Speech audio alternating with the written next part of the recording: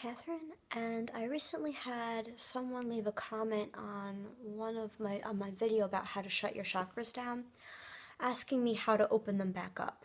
And that's a really good question to ask. I'm sitting over here making the assumption that the majority of the people who come across my channel and are going to watch these videos are people like me that were born naturally open and are learning how to control it. But that isn't necessarily true. There's a lot of people that are waking up either on purpose or by accident, and they're looking for ways to open up as well as shut down. So I wanted to include a little video about how to do that, go into a little bit more depth. The short answer is you just go backwards. As to close down, you start with your crown and work your way down throughout each of the chakras, and imagine elevator doors closing. So to open, you don't really need to imagine your body, although you could if you wanted to. My favorite way to do it is to imagine myself walking through a field. I close my eyes. I like to get a good, strong image in my head.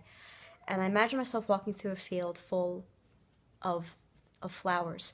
And the flowers first start off as red. And then as I continue to walk, the red flowers turn to orange. Then as I continue to walk, they turn into yellow.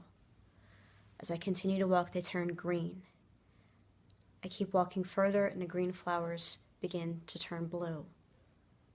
As I walk even further, the blue flowers turn to an indigo color.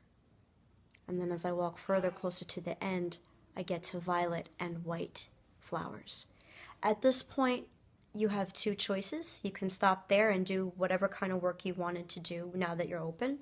Or if you want to kind of test and see how open you are to receiving, you could kind of imagine a guide. If you know your guides, if you know what they look like and what they feel like, you could imagine calling that guide in.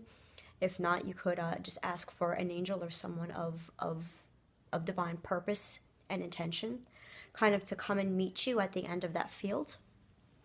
And you could ask them, tell me something that I need to know today. Or ask them a question that you wanted an answer about to begin with, either for yourself or if you have permission from someone else, for someone else. And then when you come out of that meditation, you could write down that answer. And if it doesn't make sense to you in that moment, you could hang on to it and look back at it like a week later or a couple days, and it might make sense at that time. And that's a good way to kind of test not only how open you are when you finish these meditations, when you finish that deliberate process of opening, but it would also help you to gauge how accurate is the information that you're receiving when you are open. Over time, you can tune yourself in and see if there's ways to kind of fine-tune how accurate that information is, or if you're not sure, to ask more to try to get more info. Say, well, I'm not sure what that means. Can you explain it to me differently? If you know that there's certain psychic senses you're stronger in, if you're better at hearing than seeing, and they're showing you something, you say, well, can you try speaking to me so I can hear it, or something along those lines.